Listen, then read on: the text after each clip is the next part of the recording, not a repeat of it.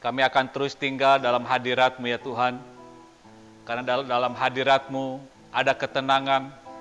Dalam hadirat-Mu ya Tuhan ada sukacita dan kedamaian. Dalam hadirat-Mu mujizat akan dinyatakan ya Tuhan.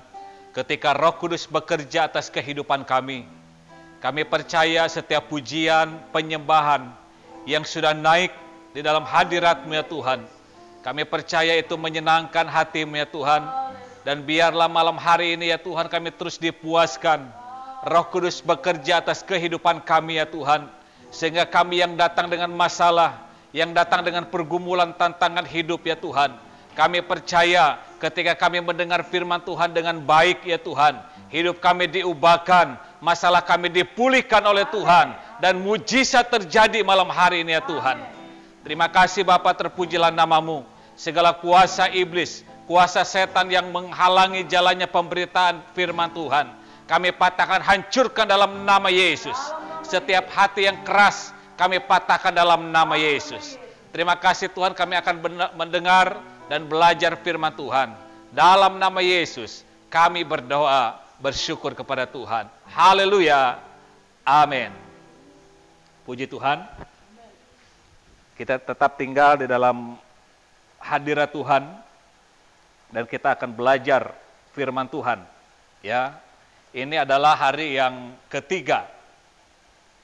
Dan saya percaya kita semua yang hadir mulai dari hari pertama, kita terus diberkati oleh Tuhan. Ya, saya berharap saudara beberapa hari kita berkumpul di tempat ini, jangan sampai kita tidak mendapatkan sesuatu. Ya, bukan hanya kita menikmati kopi, kue, tetapi kita menikmati yang luar biasa, yaitu pemulihan hidup kita. Ya, kalau kita hanya kumpul, di luar pun kita bisa kumpul. Kalau kita hanya makan, di luar pun kita bisa makan. Tetapi biarlah kita datang ke tempat ini, kita menyerahkan hati kita, menyerahkan hidup kita, menyerahkan pergumulan hidup kita, menyerahkan masa depan kita. Kita doakan kepada Tuhan supaya mujizat terjadi dalam kehidupan kita. Firman Tuhan katakan 2-3 orang berkumpul di dalam nama Yesus, disitulah Yesus ada. Amin. Ya, ini lebih dari 3 orang. Dan kita semua pasti saudara diberkati dengan firman Tuhan. Mari kita membuka Alkitab kita dalam Kisah Para Rasul pasal yang ke-16. Kisah Para Rasul pasal yang ke-16, ayatnya yang ke-16. Kisah Para Rasul 16, ayatnya yang ke-16. Ayat yang cukup panjang kita akan bacakan. Kisah Para Rasul 16 ayat 16 sampai ayatnya yang ke-40, saudara. Kita akan bergantian membacakan ayat-ayat ini. Saya akan memulai ayat 16, jemaat Tuhan 17, dan kita akan berbalas-balasan. Demikian firman Tuhan, pada suatu kali ketika kami pergi ke tempat sembahyang itu, kami bertemu dengan seorang hamba perempuan yang mempunyai roh tenung. Dengan tenungan-tenungannya, tuan-tuannya memperoleh penghasilan besar. Ia mengikuti Paulus dan kami dari belakang sambil berseru katanya, orang-orang ini adalah hamba Allah yang maha tinggi, mereka memberitakan kepadamu jalan kepada keselamatan. Hal itu dilakukannya beberapa hari lamanya. Tetapi ketika Paulus tidak tahan lagi akan gangguan itu, ia berpaling dan berkata kepada roh itu, demi nama Yesus Kristus, aku menyuruh engkau keluar dari perempuan ini. Seketika itu juga keluarlah roh itu. Ketika tuan-tuan perempuan itu melihat bahwa harapan mereka akan mendapat penghasilan lenyap, mereka menangkap Paulus dan Silas, lalu menyeret mereka ke pasar untuk menghadap penguasa. Setelah mereka membawa keduanya menghadap pembesar-pembesar kota itu, berkatalah mereka, katanya, Orang-orang ini mengacau kota kita ini karena mereka orang Yahudi. Dan mereka mengajarkan adat istiadat yang kita sebagai orang Rom tidak boleh menerimanya atau menurutinya. Juga orang banyak bangkit menentang mereka. Lalu pembesar-pembesar kota itu menyuruh mengoyakkan pakaian dari tubuh mereka dan mendera mereka. Setelah mereka berkali-kali didera, mereka dilemparkan ke dalam penjara. Kepala penjara diperintahkan untuk menjaga mereka dengan sungguh-sungguh. Sesuai dengan perintah itu, kepala penjara memasukkan mereka ke ruang penjara yang paling tengah dan membelenggu kaki mereka dalam pasungan yang kuat. Tetapi kira-kira tengah malam Paulus dan Silas berdoa dan menyanyikan puji-pujian kepada Allah, dan orang-orang hukuman lain mendengarkan mereka. Akan tetapi terjadilah gempa bumi yang hebat sehingga sendi-sendi penjara itu goyah, dan seketika itu juga terbukalah semua pintu dan terlepaslah belenggu mereka semua. Sampai di situ dulu ya. Nanti besok lanjut karena ayat cukup panjang saudara ya. Ini sampai 26, ayat 26 saudara. Ini saudara dikisahkan tentang perjalanan Rasul Paulus dengan Silas ya untuk memberitakan kabar baik, yaitu Injil Kerajaan Allah. Ya, ini sangat luar biasa kalau kita simak ayat-ayat ini saudara, mulai dari ayat pertama, ini ada satu keunikan, ada satu yang perlu saudara garis bawahi saudara dalam perjalanan ini, dan saya akan bagikan untuk kita semua ada beberapa hal bagaimana Roh Allah bekerja dalam kehidupan mereka. Ya. Dalam kehidupan Rasul Paulus. Ya, dan saya percaya Roh Tuhan itu bekerja dalam kehidupan setiap orang yang percaya. Amin. Ya, nah, ini perjalanan Rasul Paulus dengan Silas, saudara. Nah, untuk mereka menyampaikan Injil, sebenarnya perjalanannya ini sampai ke seluruh Asia, saudara. Kalau lihat di ayat mundur ke belakang, saudara, ya, ayat yang ke-6 dikatakan begini. Mereka melintasi tanah Frigia dan tanah Galatia karena Roh Kudus mencegah mereka untuk memberitakan Injil ke Asia. Ya, jadi mereka ini mempunyai perjalanan ya untuk menyampaikan Injil ke seluruh Asia, saudara. Tetapi ayat yang ke-6 dikatakan karena Roh Kudus mencegah mereka ya untuk memberitakan Injil di Asia, saudara. Kemudian dan setibanya di Misia, mereka mencoba masuk ke daerah Bitinia, tetapi roh siapa di situ? Roh Yesus tidak mengizinkan mereka. Berarti saudara, Roh Yesus itu mengatur kehidupan seseorang. Amin. Ya, Roh Yesus itu saudara mengatur kehidupan orang. Jadi kalau malam hari ini saudara tanpa terkecuali semua di tempat ini bisa hadir di tempat ini, berarti Roh Yesus yang membawa saudara sampai ke tempat ini. Amin. Mungkin satu hari kita beraktivitas, ya, ada yang dari ladang, ada yang di kantor, ada yang sekolah, aktivitas lain, saudara lelah, capek, ya belum beristirahat. Tetapi kalau saudara dimampukan datang ke tempat ini, semua karena Roh Yesus yang bekerja dalam kehidupan kita. Amin.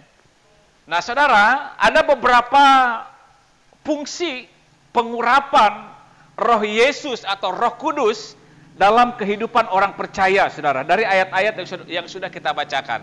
Sebenarnya saya temukan ada banyak fungsinya, ya, fungsi Roh Kudus bekerja dalam kehidupan orang percaya. Satu pasal ini ada sampai 10, saudara. 10 fungsi. Tetapi malam hari ini saya sampaikan 3 fungsi dulu. Besok kita lanjut kembali ya. Kita bersambung. Nah, fungsi yang pertama saudara ayat yang ke-16. Dikatakan begini. Pada suatu kali ketika kami pergi ke tempat sembahyang itu, kami bertemu dengan seorang hamba perempuan yang mempunyai roh tenung. Dengan tenungan-tenungannya, tuan-tuannya memperoleh penghasilan besar. Jadi perjalanan Rasul Paulus dengan Silas untuk pergi ke Asia, Roh Yesus mencegah mereka dan membawa mereka pergi ke satu tempat yang namanya Makedonia, saudara. Pergi ke Makedonia. Mereka beribadah, saudara, di sinagog. Beribadah di situ.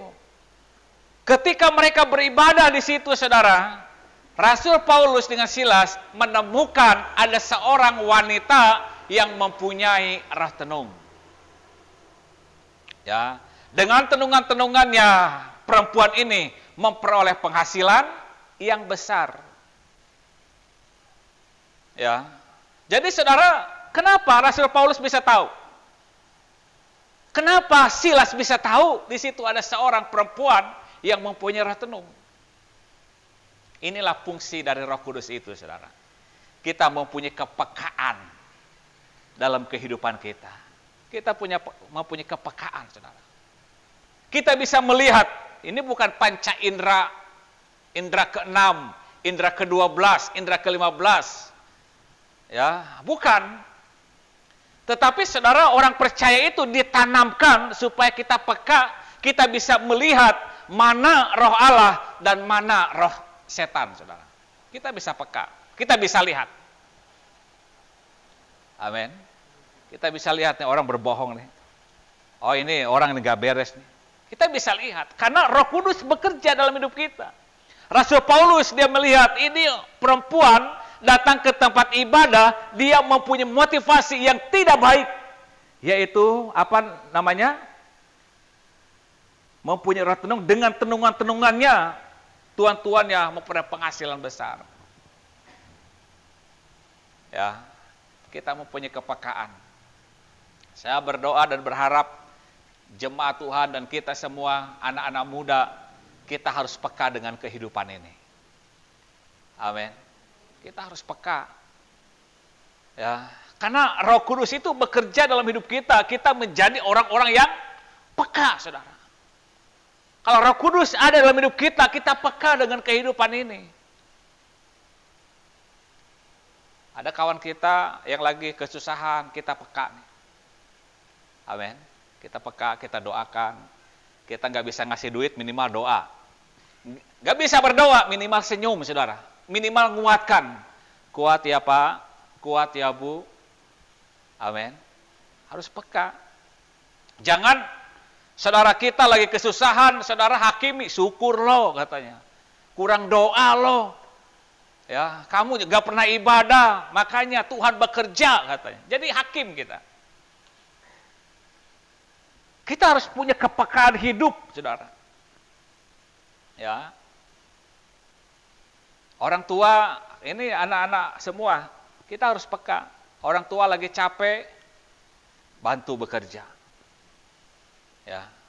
Karena hidup kita ini dibawa oleh Roh Tuhan. Ya.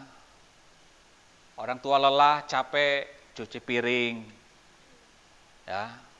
Masak nasi. Apalagi? Masak air. Hati-hati gosong masak airnya. Ya. Masak air, nggak ada gas, cari kayu ke belakang. Ya. Jangan rumah tetangga kayunya diambilin. Nggak ada kayu, tahu-tahu nyeroboh rumah tetangga, diambilin. Ya, kita harus peka. Ya. Kayu jauh dengan itu, kayu dekat. Katanya. Tongkat rumah tetangga diambil satu persatu, lama-lama hilang. Ya. Kita peka. Ya.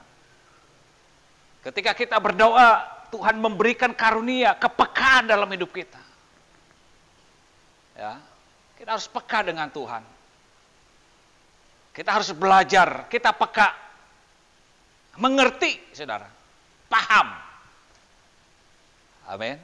Kita menjadi anak-anak muda yang militan, yang paham, yang mengerti, yang punya intelektualnya tinggi, saudara. Meskipun kita dari kampung, dari daerah, tapi intelektual IQ kita tinggi, saudara. Ya, makanya kemarin pernah Bapak Gembala sampaikan, orang-orang yang IQ-nya rendah itu, orang yang cepat sakit hati. Itu IQ-nya rendah. Gampang marah, itu IQ-nya rendah, saudara. Makanya kalau ditegur sakit hati, bilang IQ-mu rendah. Ya. Ya. Rendah, saudara. Kalau kita peka, tahan mental, ya, tahan mental nih, mental kita tahan teruji. Wah, saudara, dimanapun saudara berada, saya percaya tidak mempunyai mental atau iman kerupuk, saudara. Dibilangin dikit, maraju. Dinasehatan padahal yang betul, mikir-mikir, betul nggak ya? Enggak, saudara. Kita harus punya mental yang memang kuat. Amin. Ya. Rasul Paulus datang ke tempat ibadah itu mentalnya luar biasa. Ada seorang dukun kalau zaman sekarang, saudara. Tahu Rasul Paulus, peka, saudara. Dia mentalnya kuat. Ini orang Batak ini mentalnya kuat-kuat. Orang Dayak pun mentalnya kuat. Ya. Mental, saya waktu pertama datang ke sana Sumatera itu diuji jantung saya. Anak kecil sebesar si Ina nih, sebesar si Ina, lebih kecil kali. Sebesar si Rehan, Ngomong sama saya, "Om," katanya, "udah makan kau?" katanya. Dalam hati saya, ini anak kurang ajar juga ya. "Udah makan kau?" katanya, sambil gebrak meja. Puh, katanya, kaget. Ya. "Udah makan kau?" katanya. Ini nawarin makan apa mau makan saya? Ya, itu ngomongnya. Akhirnya pergi ke depan, ibu-ibu kalau lagi ngobrol, ini ngobrol apalagi berantem, saudara. Ya, iya, ngobrol di kampung sana di Siantar, apalagi saudara Siantar itu, waduh ngeri sana. Kita melotot sama orang, dipelototin lagi, "Apa kau?" katanya. Iya, "Apa kau?" katanya. Kalau kita punya mental yang mental kerupuk, saudara nangis. Ya, nangis. Pak Gembala beli apa? Markis, apa namanya yang merah itu? Markisa. Apa itu? Yang merah itu yang dalamnya putih itu. Biasa tanah. Manggis. Bapak Gembala beli manggis 1 kilo. Biasa kalau di Bandung itu beli buah-buahan itu bisa nyoba. Coba 1. Pas di kilo hanya 8 on. "Bang, kok 8 on? Sudah kau makan 1 itu," katanya. Waduh, kaget. "Udah kau makan 1 itu," katanya. Aduh, itu kan gratis, saudara. Ya. Itu kita harus punya mental. Amin. Nah, Rasul Paulus dengan Silas ini punya mental yang luar biasa. Itu sebabnya Tuhan itu selalu memberikan kemampuan, Roh Kudus itu memberikan kekuatan dalam kehidupan kita. Ya, memberikan kekuatan. Ini yang pertama, saudara, melatih. Jadi Roh Kudus itu, fungsi Roh Kudus itu melatih kita supaya kita sebagai orang percaya tahan mental, kuat mental, saudara. Amin. Kalau Bapak Gembala marah, harus kuat. Oh, ini untuk kebaikan. Kuat. Dinasihatin, harus kuat. Om Yayat nasihatin, harus kuat. Mama Ayong nasihatin, harus kuat. Amin. Ya, kita harus kuat mental kita. Ya, apalagi kalau waktu ke Pontianak, ya, ke Pontianak naik motor. Berapa kali disalib itu sama anak-anak muda. Kalau mentalnya belum bertobat, udah dikejar-kejar, saling kejar-kejar. Kalau mentalnya, ini kita mental sebagai anak Tuhan. Jadi harus rem-rem. Ya. Ini fungsi pengurapan Roh Kudus yang pertama. Yang kedua, ayat 17 dan ayat yang ke-18. 17 dan ayat 18. Dikatakan, ia mengikuti Paulus dan kami dari belakang sambil berseru, katanya, orang-orang ini adalah hamba Allah yang maha tinggi. Mereka memberitakan kepadamu jalan kepada keselamatan. Hal itu dilakukannya beberapa hari lamanya, tetapi ketika Paulus tidak tahan lagi akan gangguan itu, ia berpaling dan berkata kepada roh itu, demi nama Yesus Kristus, aku menyuruh engkau keluar dari perempuan ini. Seketika itu juga keluarlah roh itu. Ya. Jadi perempuan itu mengganggu Rasul Paulus dengan Silas. Terus diganggu, saudara. Ya, diganggu, diikutin, diganggu, saudara. Rasul Paulus tidak tahan dan dia mempunyai kuasa dari Roh Kudus itu, saudara. Dia tolak, dia doakan, dia usir roh yang ada dalam perempuan itu. Dikatakan, demi nama Yesus Kristus, aku menyuruh engkau keluar dari perempuan ini. Seketika itu juga keluarlah roh itu. Jadi fungsi pengurapan Roh Kudus yang kedua, fungsinya adalah Roh Kudus atau Roh Yesus itu melatih kita berperang melawan kuasa kegelapan. Berperang, dilatih kita berperang melawan kuasa setan. Amin. Kita dilatih, saudara. Sehingga apa? Kita tidak menjadi takut. Ya. Karena kita dilatih berperang melawan kuasa kegelapan. Kalau pergi ke Vandering itu, tikungan jam 1. Dulu Bapak Gembala pernah dengan supir taksi. Waktu ada kegiatan ya di Singkawang, akhirnya belum punya kendaraan, masih motor dulu itu. Ya. Tahun 2015 kah 2014. Jadi naik taksi ya dari Singkawang. Pas masuk ke Singkawang, ke Vandering, ya masuk ke Vandering. Supir ini karena di luar orang percaya, ya. Dia katakan, ada kepala katanya. Ya. Saya bilang kepala apa? Di situ kan banyak kepala juga, kepala cicak kan, kepala kodok, ada di situ di jalan itu. Ya. Ada kepala om katanya. Kepala apa bang? Barusan saya lihat. Oh. Ya. Dia keluarkan jampe-jampe, dia doa terus. Ya. Saya hanya berdoa dalam nama Yesus. Dalam nama Yesus. Kita dilatih, enggak takut. Takut enggak om? Ngapain takut? Ya. Aduh saya sampai gemetar katanya. Ya. Gemetar kenapa? Saya baru pertama lihat seperti itu katanya. Saya bilang saya pun gemetar bang. Oh iya om. Saya kira takut, enggak, gemetar karena lapar. Dari Singkawang belum makan saya bilang. Ya. Gemetar karena lapar. Ya. Ngapain kita takut, saudara? Ya, karena kita dilatih berperang melawan kuasa kegelapan. Melawan kuasa setan.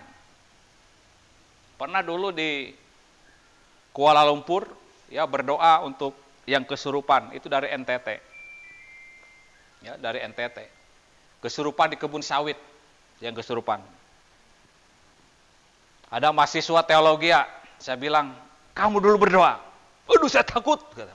Pak Pendeta saya takut. Kamu dulu berdoa, takut, kata. Saking takutnya dia berdoa. Dalam nama Tuhan, Yesus keluar, katanya. Ngusir setannya lain, saudara. Saking takutnya. Harusnya dalam nama Tuhan, Yesus keluar. Nah itu yang betul, saudara. Ngusir setan.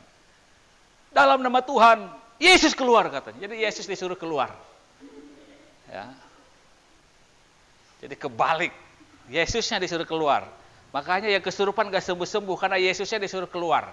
Yesusnya yang diusir, bukan iblisnya yang diusir. Ya, dia bilang, saya ikat setan, saya ikat katanya. Ya, saya ikat dengan kencang.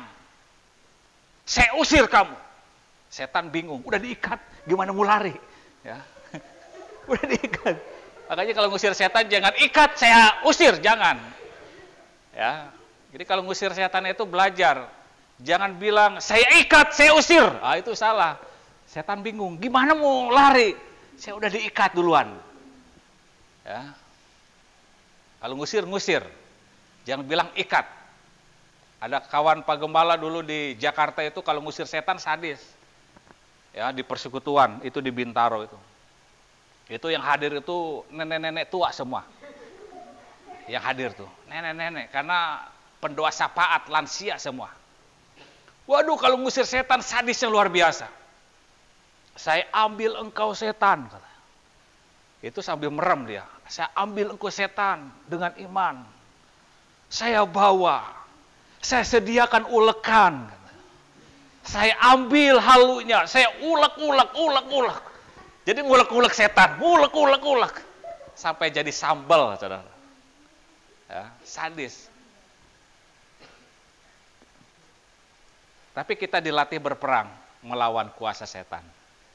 Amin. Jadi pulang dari tempat ini jangan langsung lari-lari. Wih gelap, wih takut. Jangan. Ya, karena kita dilatih berperang melawan kuasa gelapan. Setan itu udah nggak ada kuasanya. Setan itu udah ompong, nggak ada giginya. Ya, makanya setan itu di Jakarta ngumpul, keluar semua. Ya, di Jakarta itu ada di Kota Tua, foto-foto semua, jadi selfie. Ya, udah nggak ada kuasanya itu. Ya, iya, udah bangkrut setan tuh. Ya, udah nggak ada kuasanya. Udah mencuci gudang dia. Iya. Ya kan? Itu di Pontianak itu banyak setan loh. Karena udah nggak laku, saudara. Ya, cari duitnya, ya udah foto-foto, selfie. Udah nggak ada kerja lagi, ngapain ganggu orang Kristen udah punya kuasa. Ya nggak bisa diganggu lagi. Udahlah, gulung tikar katanya kan. Apa yang mau diganggu lagi? Orang Kristen itu dilatih berperang melawan kuasa kegelapan. Ya. Jadi kita dilatih berperang melawan kuasa kegelapan. Jadi kalau kita lagi sakit, ya, anak kita sakit, mama kita sakit, berdoa. Ya, berdoa. Ini De Gloria Cila kalau bapaknya sakit, dia tupang tangan. Lagi sakit gigi, Tuhan, waktu kecil lucu dia. Dek, tolong doakan bapak, lagi sakit gigi. Ya. Mau doakan, karena lagi polos-polosnya. Tuhan, dalam nama Yesus, gigi bapak copotkan, katanya. Dicopotkan, bukan disembuhkan, dicopotkan. Kalau dicopotkan, dia habis. Ya, dicopotkan, katanya. Maksudnya dicopotkan yang sakitnya. Ya, dicopotkan. Kalau dicopotkan terus, setiap sakit gigi dicopotkan, habislah gigi gembala kan. Ya, kita dilatih berperang melawan kuasa gelapan. Makanya firman Tuhan, tanda-tanda ini akan menyertai orang percaya. Kalau orang percaya mengusir setan, setan itu akan lari. Menumpangkan tangan untuk orang sakit disembuhkan. Itu punya kuasa dalam kehidupan kita. Kemudian, ya, di ayatnya yang 19 sampai ayatnya yang ke-24. Ya, sampai ayat 26 tadi ya, sampai ayatnya yang ke-26. Ketika tuan-tuan perempuan itu melihat bahwa harapan mereka akan mendapat penghasilan lenyap, mereka menangkap Paulus dan Silas, lalu menyeret mereka ke pasar untuk menghadap penguasa. Setelah mereka membawa keduanya menghadap pembesar-pembesar kota itu, berkatalah mereka, katanya, orang-orang ini mengacau kota kita ini karena mereka orang Yahudi. Dan mereka mengajarkan adat istiadat yang kita sebagai orang Rom tidak boleh menerimanya atau menurutinya.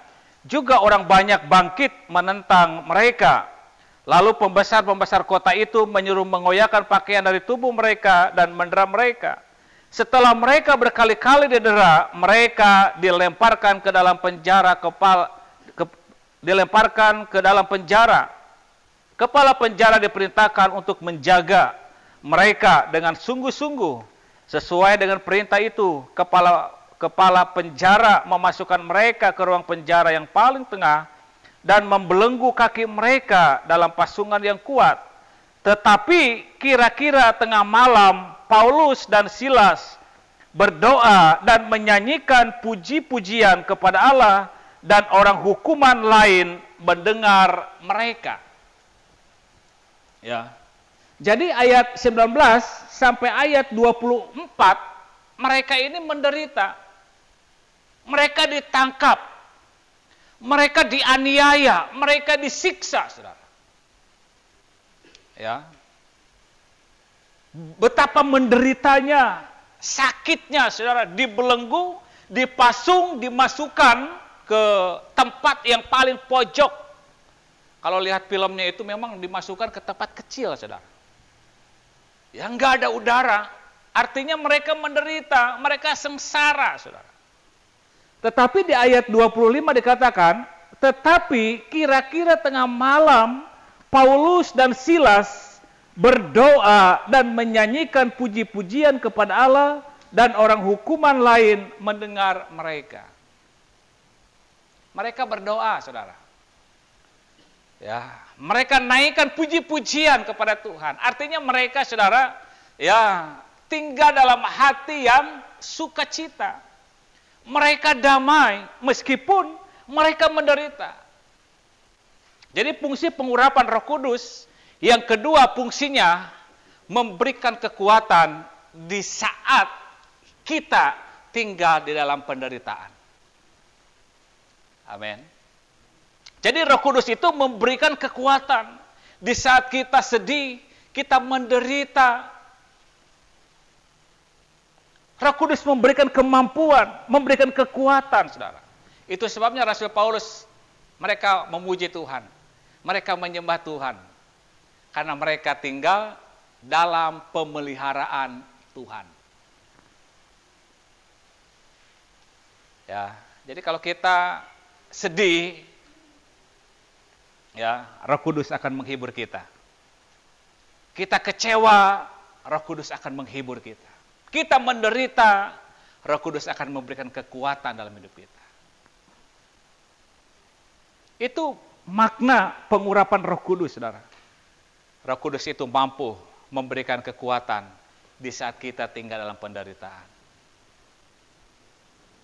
Tadi pujian kan ada dinaikkan apa? Janjimu seperti fajar pagi hari. Bagi Tuhan tak ada yang mustahil. Ini lagu-lagu penderitaan, Saudara. Ya. Apapun keadaanmu saat ini, ya, mungkin saudara dalam hatimu berkata, Tuhan, saya sedang sedih. Ya, saya mendengar Mama Ayong tadi, Epot lagi sakit. Ya, sebagai orang tua, sebagai mama melihat anaknya sakit, gak mungkin dia bergirang, gak mungkin dia ketawa-ketawa, pasti sedih. Ya. Tapi Roh Kudus memberikan kekuatan dalam kehidupan Mama Ayong. Ya. Kita semua yang hadir mungkin ada masalah-masalah yang tidak mau diungkapkan, malu. Tidak berani mengungkapkannya, terlalu parah. Tapi Roh Kudus itu mampu memberikan kekuatan dalam kehidupan kita. Karena Tuhan itu menyelidiki sampai hati yang paling dalam. Dia masuk. Diselidiki. Suami, istri, orang tua, anak tidak mengerti dengan keberadaan hidup kita. Gak bakalan mengerti, terbatas, Saudara. Ya, terbatas. Tapi Tuhan itu, Saudara, tidak pernah terbatas untuk menjaga kehidupan kita, untuk memberikan kekuatan dalam kehidupan kita. Tidak akan pernah terbatas, Saudara. Ya. Manusia terbatas menolong kita. Manusia terbatas memberi kita. Manusia terbatas menghibur kita. Manusia terbatas memberikan motivasi. Tapi Roh Kudus tidak akan pernah terbatas, Saudara, untuk memberikan motivasi hidup dalam kehidupan kita. Yang terakhir, Saudara, ayat 26. Ya, ayat 26. Dikatakan begini. Akan tetapi terjadilah gempa bumi yang hebat, sehingga sendi-sendi penjara itu goyah. Dan seketika itu juga terbukalah semua pintu dan terlepaslah belenggu mereka semua. Ya. Terbukalah semua pintu. Terlepaslah belenggu mereka semua. Ya. Ketika apa, saudara? Ketika Rasul Paulus memuji Tuhan. Ketika Rasul Paulus menyembah Tuhan. Artinya mujizat terjadi. Terbukalah pintu, saudara. Terlepaslah belenggu. Ini mujizat terjadi. Ketika kita datang ke tempat ini, saudara, ya, anak-anak muda berdoa kepada Tuhan, memuji Tuhan, menyembah Tuhan, mujizat akan terjadi dalam hidup kita. Ya, mujizat akan terjadi. Kita akan dipulihkan. Bukan hanya sebatas dipulihkan, kita diberkati oleh Tuhan. Saudara menabur air mata di hadapan Tuhan, Tuhan akan perhitungkan dalam hidup kita. Ya, saudara duduk, diam, Tuhan perhitungkan, saudara. Mendengar firman Tuhan, Tuhan akan perhitungkan. Mujizat akan terjadi dalam kehidupan kita. Amin. Mau ditolong Tuhan? Ya, anak-anak muda mau berhasil? Ya, mau berhasil? Harus belajar sama seperti Rasul Paulus. Ketika dia menderita, terhimpit, terjepit, menderita, sengsara, dia tetap memuji Tuhan. Ya, memuji Tuhan, menyembah Tuhan. Ya, masalah apapun tidak menjadi halangan, dia tetap memuji Tuhan. Akhirnya apa? Terbukalah pintu dan terlepaslah belenggu mereka semua. Terjadi mujizat. Ya. Kita tidak tahu, ini masih 80% anak-anak muda. Kalian tidak tahu pergumulan orang tua kalian. Ya, nggak tahu pergumulan orang tua kalian. Mungkin dia saat ini sedang bergumul untuk masa depan kalian. Ya. Bagaimana caranya supaya si Ina ini bisa kuliah, bisa sekolah, bisa sukses? Ya, kita nggak tahu, saudara. Dan 99% orang tua menginginkan anak-anaknya sukses. Mereka bergumul, mereka berjuang.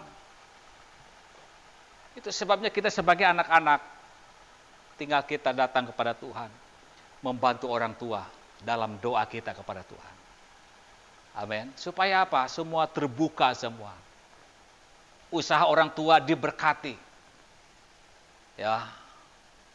Nggak ada yang tertutup, semua diberkati. Karena apa? Karena doa kita. Makanya datang ke tempat ini jangan ada yang main-main.